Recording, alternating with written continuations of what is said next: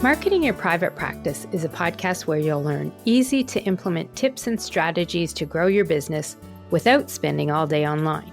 I'm your host, Kathy Colaiacovo, and I teach practitioners the Thrive marketing method to create simple and streamlined plans by focusing on long-term strategies, not just social media.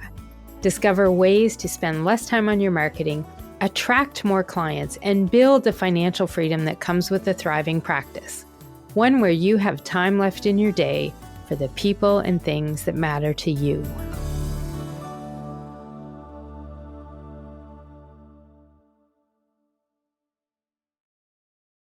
Hey, private practice heroes. Thanks for tuning into the podcast today. I'm your host, Kathy Colaiacovo, and today I want to start off by asking you all a question, especially those of you who send emails and newsletters. Now, if you don't send emails or newsletters, I hope you'll listen and learn a little bit about why you should. But if you do, what I wanted to know is how often or have you ever sent out a newsletter where you just had a few lines of the article, the lesson that you wanted to share, and then you had a button that says, click here to read more.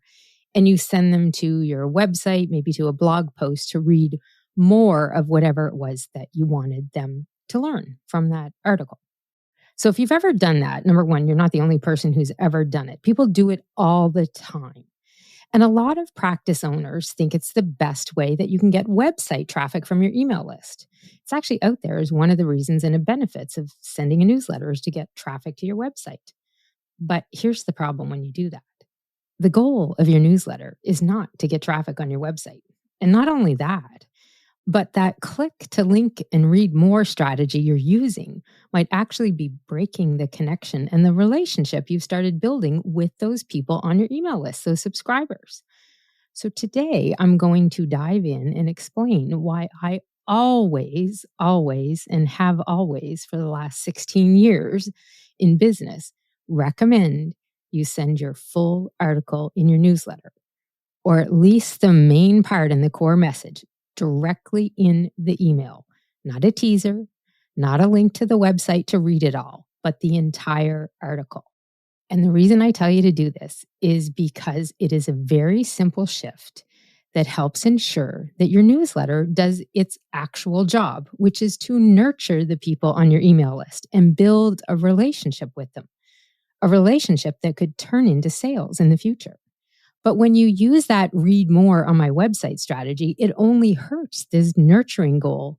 And instead of keeping your readers engaged and building those strong relationships that you want to help convert them into clients at some point in the future, and keeping you top of mind so that when they're ready to book with you or send a referral your way, they're going to do it with you. Instead of doing that, that read more strategy often breaks that relationship. And that's not what I want to happen for you. Now, if you listened recently to my episode 160, you probably have that newsletter template and formula that I gave you to help you every time you write an email or a newsletter. If you haven't listened to it, definitely go back and listen to that episode as well. It is a step-by-step guide to writing newsletters faster and more consistently without spending hours on them. And this strategy that we're talking about today of sending the full article is part of that same system. The thing is, you don't need to overdo your marketing to get results. You don't have to create tons and tons of content, but you do want to use the content that you do put together effectively and efficiently. So let's talk today about this newsletter idea and the real role that you need to remember your newsletter is there for. It's there to build relationships, not just put traffic on your website. And this is key to remember. Newsletters and blog articles have two very different purposes. Your newsletter is not for strangers. It is for people who've already said yes to hearing from you in one way or another. They've either signed up for a lead magnet, they've booked a consult with you to talk to you about working with you. Maybe they signed up for a wait list somewhere, or they joined your community list. Somewhere, somehow, somebody had some connection point with you, a touch point with you, and they got on your email list. That means they have a little idea of who you are. You've started a relationship with them. They've given you permission to land in their inbox. So your job now is to nurture that relationship, not send them off to your website right away when the conversation starts. And this is why I talk about how those read more links can actually hurt the engagement you're trying to build with people on your email list. So let's look at some of the numbers here. When you're sending emails out, and for me, this decision always comes down to the numbers, the open rates and the click rates. Those are the number part of this conversation and this strategy in how it relates to the relationship you're trying to build, okay? Most people look at their emails and they're trying to look at numbers like open rates and click rates. So open rates are how many percentage of people open your emails and read them. You're assuming they read them. They may not. We all assume if they've opened the email, they're reading the email, okay? Then there's a click rate. And so this is somebody clicking one of the links in your email. These typically tend to be anywhere between 1% and 5% on average. If you're lucky, you might be somebody who gets over 5% up to 10%. If you get more than that, you're probably you're a rock star here. So, that's just awesome if you are getting tons of click rates. Of course, that's only relevant based on what those clicks are and why people are clicking them, okay? When you look at sending those read more links, that is going to mean your click rates are going to go up. And for the email marketing systems, people that have high click rates and high open rates, that means you have a good reputation. So you have good deliverability rates, which means more and more people tend to typically get your emails, your newsletters, and open them. But if you're sending just a teaser of what you want people to read in your newsletter, and then you're asking them to click and read the full article, what you're basically saying at that point is, well, I'm okay with only a smaller percentage of people getting the full message. Because, as we talked about, 20 to 40% are going to open the email. A much lower number are going to click in it. Now, if you are someone who starts sending after you haven't been, that click to read more type of article, you're going to see an increase in your click rates. They're going to go up, no problem. They're not going to go up to 20 or 40%, which is the amount of people opening the email.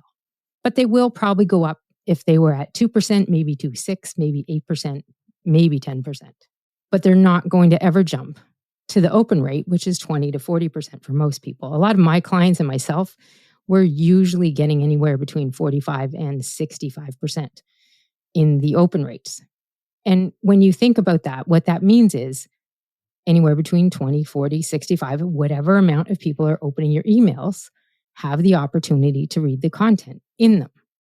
But if they have to click and go to your website to read the rest of it, now those click rates will be lower than your open rates, but there are going to be some people reading them.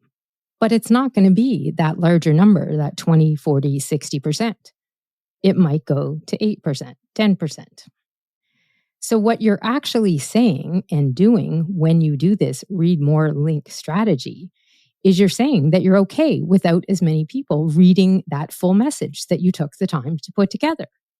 If you send the full article, however, in the email, that complete lesson right there, then everybody who opens that email has the opportunity to read the entire lesson right there on the spot. They don't have to click to read it. They don't have to go to a website somewhere. There's no extra steps. They get the full message right there. Now, does everybody read it? No, they don't. Yes, 20, 40, 60% might open it. They're not all reading it. But in order for them to read all of the content, if they have to click and go read it, that number is going to drop now a lot less. So what's happening is whenever you do this click to read more strategy, you're making sure that not as many people are going to read that entire content that you sent to them, which you took the time to write. You always want to make sure as many people as possible can read the article, the information that you're sending them. So when you add that click to read more link, you're really cutting down on the number of people that are consuming the article, the content you created for them. But it creates an even bigger issue that people don't think about. The bigger issue is that when you send people away to click and read and finish getting that content on your blog, number one, you've now reduced the amount of people that can read the information. But here's what else that typically will happen when someone clicks that link. they're going to click it and it's going to take them out to the internet where they could get distracted by other tabs or notifications and social media pings. And they might never come back to your email. They might close the browser and forget totally where they left off. And worst of all, they might even think they read all of your message, even if they didn't finish it. You've lost entire control of the conversation the moment they have left your inbox and clicked and gone out to the internet to read the rest of the article. When you put that full content in your newsletter, not only are you giving them the opportunity to read all of the content that you took the time to put together, but you're making sure that you're giving them good information and you're building that relationship you've started with them, which is building also the trust that relationship needs to grow. And this is especially critical if you're using the anchor and catalyst content strategy that I teach. And that one, if you haven't heard about it, and I will put some links to where you can read a little bit more about it. But essentially, we're talking about taking one article, which turns into your blog post, turns into your newsletter, and becomes all of your other social media marketing content that you use for every cycle that you're going to use for consistent content. It's all about really having a system so that you're not creating tons of content all the time. You're being effective with it. You're being strategic with it. So when you follow a strategy like that, you have a purpose for writing that article in the first place. It's got a goal for it. You want to make sure that whatever that goal is, that you do whatever you can to follow through with that. If you're going to take that article and tell people to click and read more and go out on the internet where they might get lost and never finish the conversation, you're really wasting your time when it comes to that piece of marketing and that activity that you're doing by sending the email out with the content. So what you want to make sure that you're doing is keeping the full content in the email. That not only makes it easier for subscribers to read and consume the content, it keeps that relationship going that you're trying to build right where it started, which is in their inbox. You're not sending them away to chase the click. You're staying connected and focused, giving them the information, which is typically follow-up information, what they asked for you from in the first place. You're building trust. You're not just building traffic to your website. You give them the opportunity to read the content, to keep them connected. And that helps them remember you when they need your services or when they're ready to refer someone else to you. When you're putting your newsletter content together and you're writing that anchor piece for your blog, for your newsletter, for your marketing, you want to make sure that you're focusing on relationships over clicks. Because at the end of the day, your goal with your email marketing, with your newsletter, is not clicks. It's all about connection. People got on your list for one reason or another. Now you want to make sure you strengthen the relationship and develop it. You keep them connected so you stay top of mind with them. So there are definitely ways to use links, but you should not be using them so that people can finish reading the content. You want to use them more so for next steps, okay? So I'm not saying you never put links in your newsletters or your emails. And sometimes you will be sending out a sales email. So the entire point of that is going to be click here to do something, sign up for this, whatever it might be. But if you're sending a newsletter, an article that is meant to nurture, that is meant to educate, to inform, you want to make sure people can read it all. And so then when you add links in there, your link should have a purpose. It's usually going to be an action step. Maybe it's booking a consult, registering for a program, signing up for a freebie, downloading a resource. In my case, I'll put links in there for people to listen to my podcast episode. My newsletter does have the core of the lesson that I'm teaching, but I also give people an opportunity that if you want to learn more, don't forget, I have the entire lesson on the podcast and you can click and learn there. But the lesson that I share in the newsletter, in that weekly email, is still in there. People would never feel like they're missing half of the information because they didn't click something and go to the website to where the podcast is or the show notes or all of the information. So you don't want to use links so that people just finish reading your content. It's not meant for them to finish the message. You want them to get the message you wanted to share. And the link is used for extra steps, an action step. Now, one thing that I do want to say, if you are going to try this strategy, and if you are someone who has been doing the click to read more, you need to know something. When you do this, your click rate is probably going to go down if you make this change. So if you are already out there sending those emails and newsletters, and it says click to read the rest of the article, when you start putting all of the content of that article in your email, your click rate is going to reduce, okay? But it doesn't mean your email isn't working. It actually kind of means it's finally doing its job, because click rates are more about measuring how people or how many people are clicking that link in your email. But typically there's a reason behind clicking the link. So if you are getting clicks just for them to read the content, the click isn't as big of a measure as it is if you're clicking for someone to take action, to sign up for something. So for people that do reverse and stop putting the links in, your click rates are probably going to go down. But what you might see is a change in what they're clicking to. So if you go back and look at some of your stats, maybe they were always clicking the read more link, but not an action link. So now you might see a shift in who's clicking and what they're clicking. So the clicks will happen, but we typically want you to use and reserve them for an action step in there. And it might even be replying to you to connect or send some feedback on what they learned in the email. Even that is a purposeful click. And that's what you want to aim for with the links that you're putting in your newsletters. So what you can do from this information here today is, one, hopefully you're sending out emails and newsletters regularly and consistently to your email list.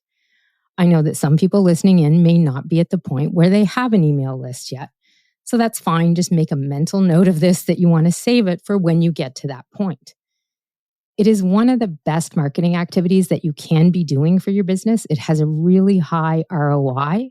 People typically tend to see good results from it because they're building that relationship and the trust that you want to be building with those people on your list, who are typically leads and prospects, people that could become clients. This is what your newsletter is all about. So when you are someone that sends it out regularly and on a consistent basis, you're going to find that you get action happening from that. You've got this captive audience that you get to send emails to in their inbox. You don't have to rely on an algorithm to show them the email. They've said, yes, you can send me the emails and you can send the content over. So you want to make sure that if you are getting this going, try this out and ensure that you put the full content in your emails. Now, if this is new for you, one of the things I suggest when you make this change and go from doing the read more links to putting the full content in there is, first, make sure you have a baseline of stats, because you want to test this, of course. So that is your action step from this. If you're sending newsletters and emails and you've been doing it with the read more links, try it a few times, maybe 2 or 3 times without, and see what changes. But in order to see the change, you have to make sure you have a baseline of the stats first. So if you haven't been tracking your stats, your open rates and your click rates, like I tell people to do all the time, make sure you go back to the last 3 or 5 newsletters and record your open rates and your click rates. And that way you have a baseline. And then if you have been doing the link more, let's try putting it not in that way and put the full content in there.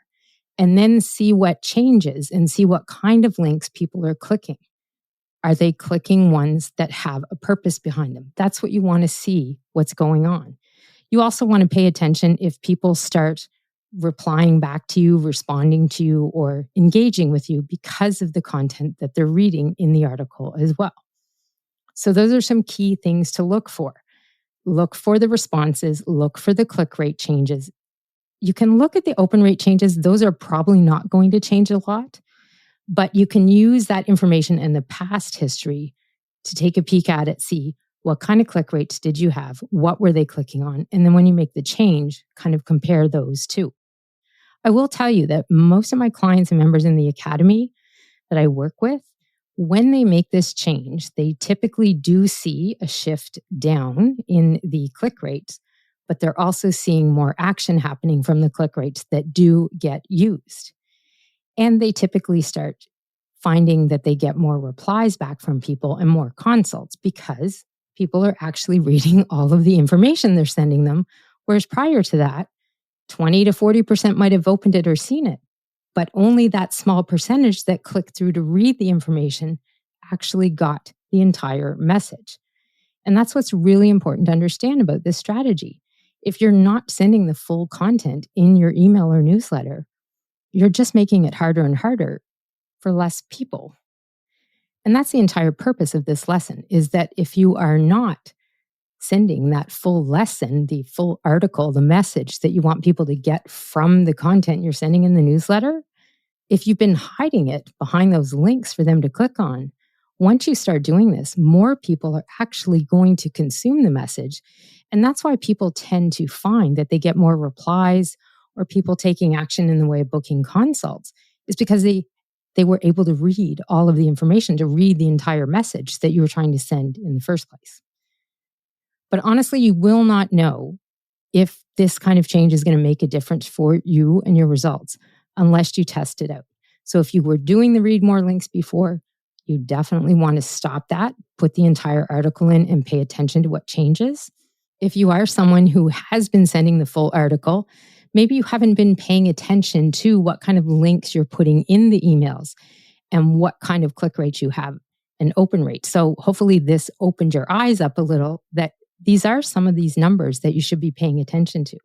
And if you don't track your stats, I do have a free stats tracking template from Marketing Stats. You can get that from my website, and I will put a link to that in the show notes. So wherever you're listening in, you can go to the episode there, marketingyourprivatepractice.com/162, and you'll be able to find the link for that free stats tracking template. I promise you, once you start tracking and looking at some of those numbers, you'll be able to see some of the information that your marketing stats can tell you. And that helps you know what to change and adjust and stop doing some things for or doing more of when you're looking at what you're doing with your marketing. But at the end of the day, when you look at your newsletters, your email marketing, it's a piece of marketing your private practice or your business. And it's a piece that is about building relationships, not getting clicks. Those are relationships on there that might turn into clients or new opportunities. But if you're not working on the relationship building and giving them content and the information you want them to have and giving it to them in a way that they can consume it all, your newsletter isn't about sharing info. It's not going to be about building the relationships either. It's more about getting clicks and traffic to your website. But these people have let you into their inbox. They've said, yes, it's okay, send me an email. So you want to make sure that you're sending them valuable information. And when you make this simple change by putting that full content, your full message in the email, it builds that relationship and it builds the trust. And it helps more people see the value in what you're offering. And that's why people tend to start getting results more so from their email marketing when they put that full content in the newsletters that they're sending out. It's really a small shift in what you're doing with your marketing, but it's one that can make a powerful difference and help whatever you're doing when it comes to your email marketing work a lot better without you actually having to do more work to make it work. That was a lot of work words. Anyhow, when someone lets you in their inbox and signs up for your email list, please make it as easy as possible for them to get the full value of what you're offering. It is one of my do less, but do it better strategies when it comes to marketing, and it does work. It's that same principle that my entire Thrive marketing method is built on, which is all about making sure things are simple and streamlined so you stay visible, you stay connected, and while you're marketing your practice or your business, you're doing it effectively without wasting time and spending hours a day on it. Newsletters work, and they really are effective at helping you stay top of mind and become the go-to person people think of when they're ready to get help and hire someone and invest in someone. Your newsletters and emails, if you send them consistently, will really do a lot to help make that happen. Now, if you did miss episode 160, which was where I shared more about a private practice newsletter template And you can use that if you're a service provider as well. Go back and listen to that episode. It gives you 10 elements that you can include in a newsletter in a template to make it easier. It's a little more step-by-step on structuring the newsletter. And the piece that you want to remember is where we talk about the content, put all of the content in there. It will make a difference. And if you do make this change, I would love to know how it goes. Did you see a change? Did you see a shift? Did you notice that you got more responses or results from people, or what they were clicking was a different type of thing than what they were clicking before and people were taking action? Please reach out to me, hit reply on one of my newsletters, hit a DM on Instagram. I'm Pepper at Marketing over there. I would just love to know, if you make this change, what kind of responses that you saw. And if you do want help building a marketing system that is easy to do and works for your practice without spending hours a day online, I would love to talk to you about how I can help. Just book a free Thrive Discovery call with me. We'll see where you're at, where you might need some help, and figure out, is the method that I teach people in the Thrive Marketing Academy something that would help you and be a good step for you too. So this is Kathy Colaiacovo. Thank you so much for tuning in and listening to my tips to help you market your practice or business. And remember, if you want to thrive in practice, it means taking the time to focus on building the relationships that will lead to clients. And your newsletter is one of the best places you can make this happen, but not if you make it too complicated for people to read your message. I'll see you next time. You can find all of our show notes and resources mentioned at marketingyourprivatepractice.com. Be sure to connect with me on Instagram at pepperitmarketing and say hi. I'd love to hear any feedback you have, and make sure to rate and review the podcast and hit subscribe on your favorite player so you don't miss any future episodes.